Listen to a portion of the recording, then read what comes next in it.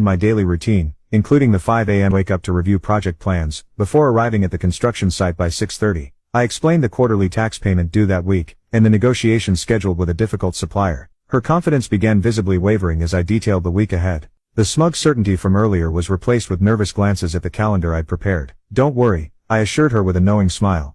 "I'm sure you'll handle it as easily as I do every day." That night, as we set our alarms, hers for 5 a.m., mine for the luxurious 7 a.m., she usually enjoyed, I felt a strange sense of anticipation. For years, my contributions had been taken for granted. My work minimized as just what husbands do. Now she'd get a first-hand education in what keeping our lives running actually required. As we turned out the lights, she murmured something about being excited to prove her point about gender roles. I simply smiled in the darkness. This experiment wasn't going to prove what she thought it would. In fact, I was counting on it revealing exactly the opposite. The alarm would ring in less than 6 hours. Day 1 of her enlightenment was about to begin, and I had a feeling by day 2, her feminist podcast heroes wouldn't seem quite so insightful anymore. Sometimes the best way to teach a lesson isn't through argument, but through experience, and she was about to get 7 days of education she never expected. Day 1 of our experiment began with the harsh blare of the alarm at 5 a.m. I opened my eyes, already wide awake from years of early rising, and watched as she fumbled to silence her phone, groaning into her pillow. "Rise and shine," I said, stretching leisurely.